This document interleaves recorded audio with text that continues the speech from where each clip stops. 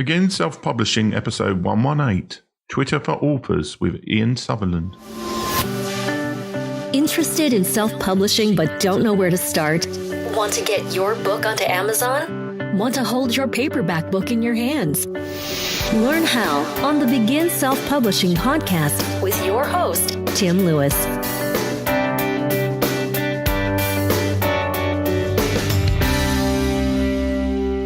I'd heard of Ian Sutherland quite some time ago, but I never actually met the guy until last November when I met him at the Youpreneur conference in London.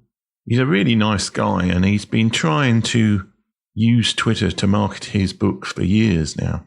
And he's gone through an interesting journey that I think a lot of people who use Twitter have gone through, where you try to, as much as possible, automate everything, and then you eventually end up running up against the fact that Twitter keep closing down everything you try to do in terms of quick and easy ways to market your books using Twitter. I was quite interested in November to talk to Ian about his new venture where he started to use various authors using his platform Sidekick service to actually work together to market their books. So that's the main reason I'm brought in on the show. But it's also quite an interesting interview in terms of his lessons and the changes in the way that he's used Twitter over the years as well. So now over to the interview. Hello, Ian. Welcome to the show. Hi, Tim. Thanks for having me. Okay, so I met you at the Youpreneur conference in person for the first time, but I've heard about your fantastic use of Twitter for selling books. When did you first realize that Twitter was working for you as a way to sell books?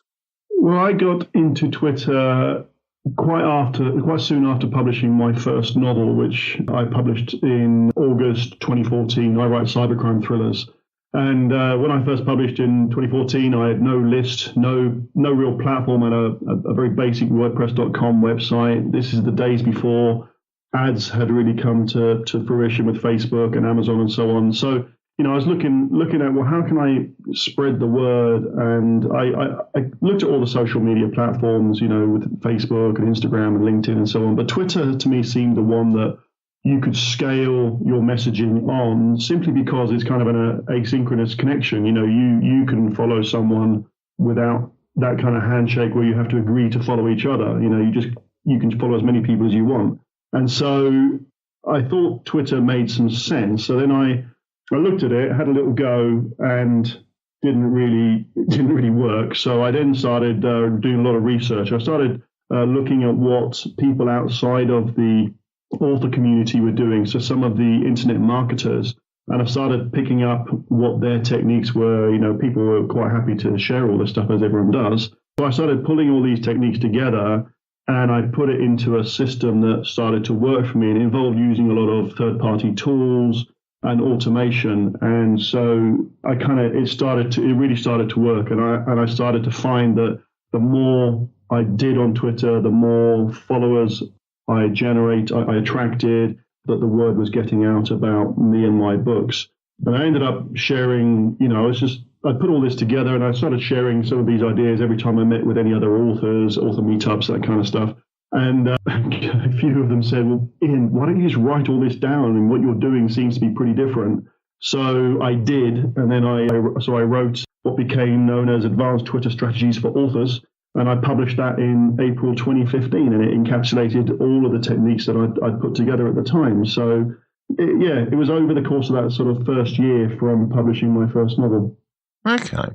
Now, I think I recently looked at your main author Twitter account. I know you've got a couple, and you've got like 162,000 followers or something along those lines. How did you go about building up your large follower numbers on Twitter? And what tools did you use to do that? So there's obviously lots of things you can do to attract followers, just by tweeting and using the right hashtags. Your tweets will go out, people will spot what you've got to say, and if it's of interest, they may choose to either reply or retweet or even follow back.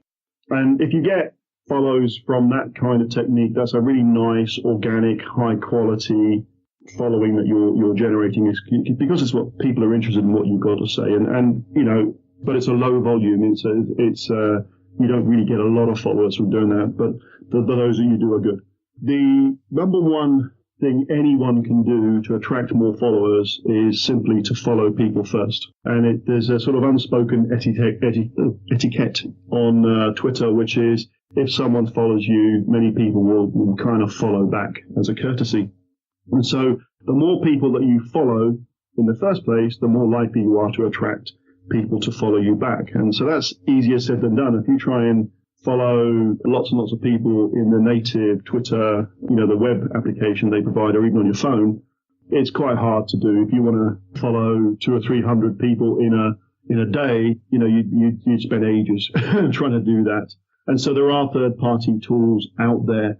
And at the time of writing Advanced Twitter Strategies for Authors, the tool I was using was called Tweepy.com. It still exists, but I don't actually recommend that tool anymore. It's changed over the years. And so now I recommend something called Manage Flitter.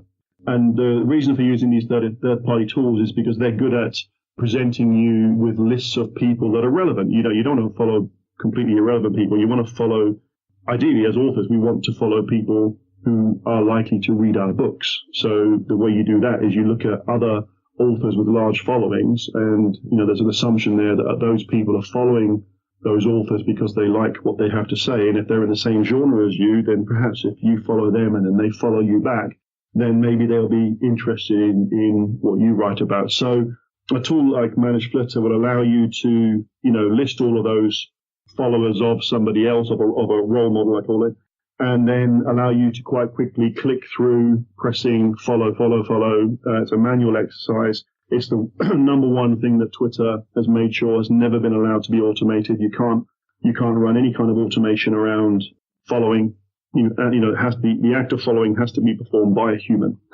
So if you get into this, you have to click through that list. I mean, you can click through a list of 300 or 400 people, in 5 minutes. It doesn't take long. You might wear your fingerprints out, but it doesn't take long. So these tools help you do that. So a follow back strategy targeted to people who are likely to be interested in you is the way that I've grown my following so much, across my accounts over the years. But it's not just that. If you do that, but you're not doing anything else of interest to people, then they'll soon unfollow you, because if you're not adding value to them in some way, it doesn't make sense. So I do use a lot of tools to automate dripping out content that's relevant, to me as an author. So I link to website RSS feeds of websites that I believe I'm interested in, and therefore other people would be. And then whenever they write a new blog post or an article, I automatically tweet it through my account without me doing anything. That just runs in the background.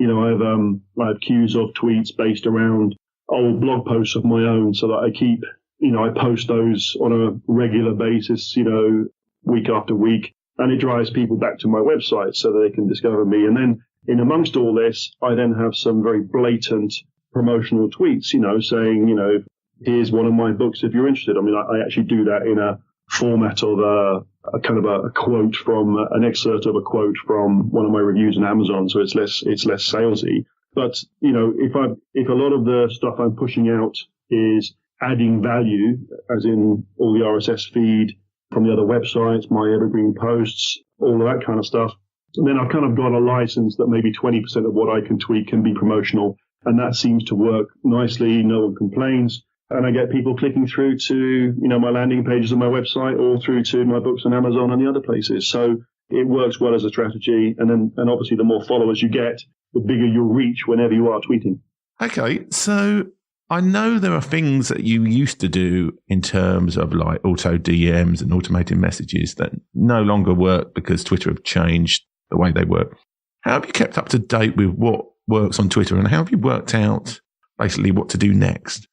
So, yeah, you're right. I mean, it's 2.5 years since I first published the book and Advanced Twitter Strategies for Authors. I couldn't even remember the name of my own book. Most of what I've written in there is still relevant.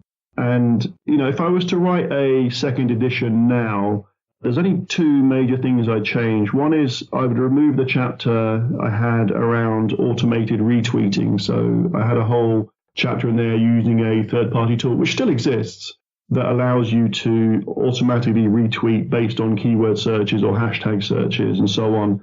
And while it can work, Twitter is really frowning on that kind of automation, and you're more likely to have your account locked from that kind of activity. So I'd remove that.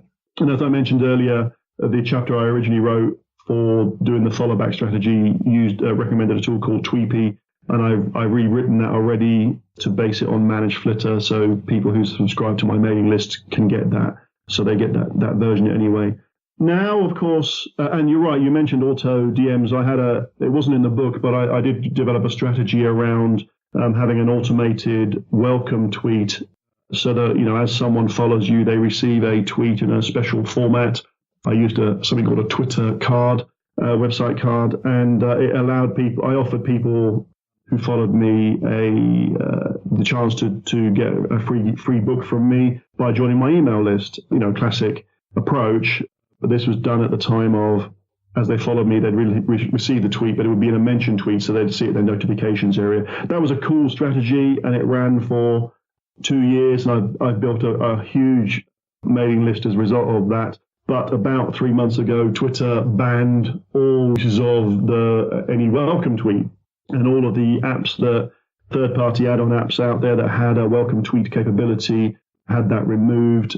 So I've had to stop doing that, and I stopped recommending that as well. So that was a shame, because it was a nice way to build a mailing list sort of on passive autopilot. And obviously now, since then, they've doubled the tweet size to 280 characters. So I'd make a big deal about how to make use of that if you want to. And I'd also recommend now lowering the number of people that you follow in any one day. I think in the book I was up towards 600 or 700 people as the recommendation of sort of the maximum number of people that you should follow in any one day. Technically, you can go up to nearly 1,000. But Twitter, again, they're sensitive to this kind of activity, so I'd lower that down to 300 or 400 maximum in any one day. So those are the changes I would make now if I was writing a second edition, and people have asked me to, so maybe something I do this year. Okay, so now you've moved on to this new author platform Sidekick service. How does that work? And this is basically the reason why I brought you on. I've heard of you before, but this sounded exciting to me anyway. So you're probably going to underwhelm the audience now. With such a great build-up. No, it is cool. So the way it started is, although I wrote the book, and the book is very easy to follow, a lot of people were still either technically challenged and didn't want to take on some of the stuff that was in the book or follow the instructions, or just didn't have the time. I mentioned following people just takes a lot of time. So I had quite a few people ask me, is there any way I could do this for them as a service? And I thought about it, and I thought, well, that's crazy. How, I need to write my own books. How am I going to do this? And so, but the seed had been sown, and so I ended up building up what's now become known as a service I offer called Author Platform Sidekick. Basically, everything that was in the book, I tried to get in there, so that all the stuff around following, I tried to get in there, all the stuff around RSS feeds, automating tweet content from other websites, promote using your evergreen queue of content, and also the promotional stuff. So I built up a service with different subscription plans, and then people could subscribe to the elements that made sense to them. It even had the welcome tweet capability originally in there, of course, for people to build their email lists, but I've since removed that, as explained earlier. So I ended up building this service so that they could interact with the Author Platform Sidekick website, and that's basically we would connect to their Twitter account, and then the author would fill in basically some very simple forms to provide the content that we needed. Which websites did they want us to tweet content from? I provide a list of about 70 that are well known for authors, but they can provide their own custom websites. If they've got evergreen blog posts on their own website and they want to use the evergreen capability, then they needed to fill in the forms to provide the tweet content. I can't write the tweets for them. The authors need to do that. But then I would then set everything up and have everything running for them in the background. And that's really how Author Platform Sidekick started, and it's working really, really well.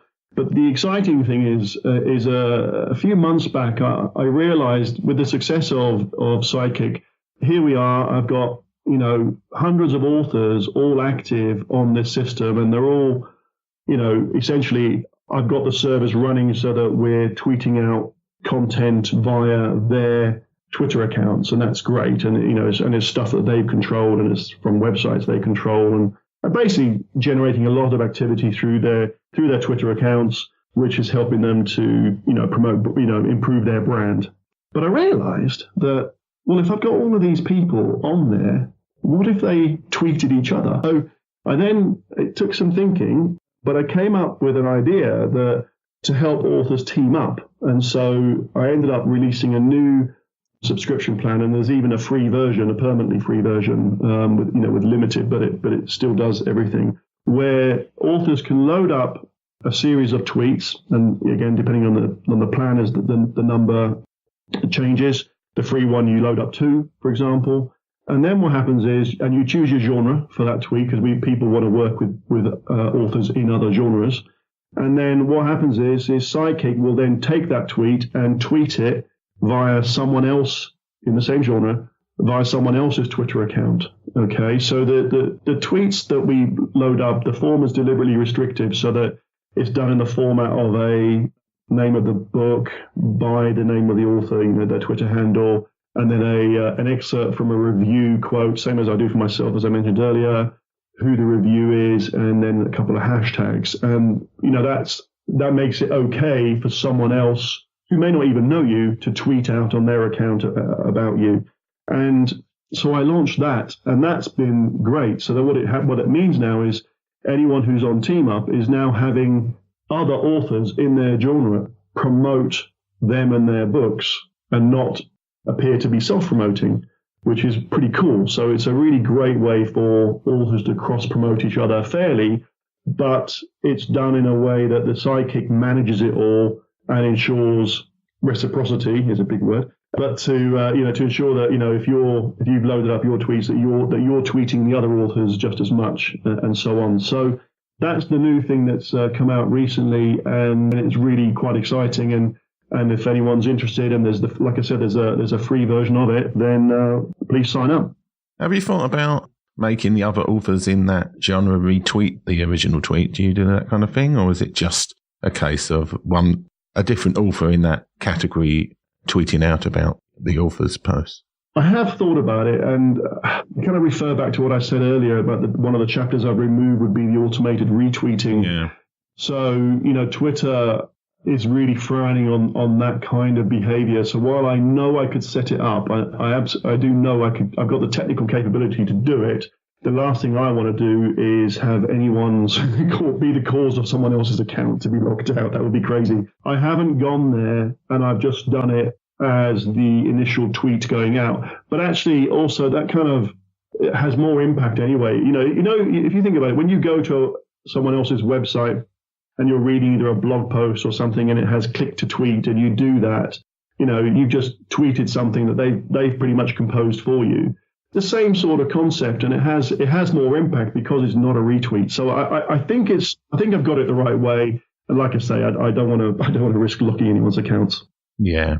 Well, my next question you kind of already answered anyway, but I'll ask it again. If you were starting again on Twitter now, what would you do differently over what you did in the past?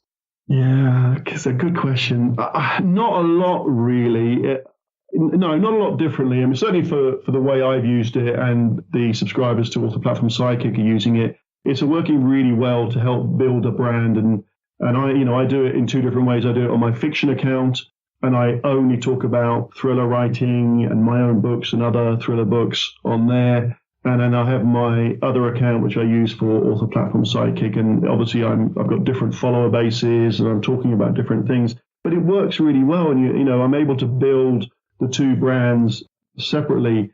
But starting now, Twitter is a bit harder now. I mean, they really are trying to clamp down a lot more on all forms of automation. They will lock accounts if they spot it. They're just trying to keep it social. They're trying to keep it less about volume and mass, and much more about intimacy and good content. And the only way they like you to go beyond that is if you pay to use their advertising platform, of course. The one thing I would change than what I did earlier on is I would go a lot more graphical. A lot of my early tweet content that I was putting out didn't have a lot of graphics. It was just the actual tweets themselves. So I'd spend a lot more time on the likes of Canva.com and, building kind of graphical cards to help stand out in the timeline, because with so many people on Twitter, the skill is standing out in someone's timeline so that they see something of interest and click through or interact. So that's probably the one thing I would do, is just spend more time on the quality of the tweets, particularly on anything graphical. Okay. So let's talk about Ian Sutherland. How can people find out about you, your books, author, platform, Sidekick, and anything else you've got going on? Easy. Well, as we're talking Twitter, let's start there. So for my fiction life, you can catch me on the handle Ian Suth, so IANSUTH. And for my life around Twitter marketing, author platform Sidekick, and the advanced Twitter strategies for authors, then you can find me on Ian H. Suth. And that's actually how I did the books. My thriller books are Ian Sutherland, and the Twitter book is Ian H. Sutherland, and a little nod to Ian Banks, who wrote his contemporary novels as Ian Banks and his sci-fi novels as Ian M. Banks. And I have the same first name, so that works.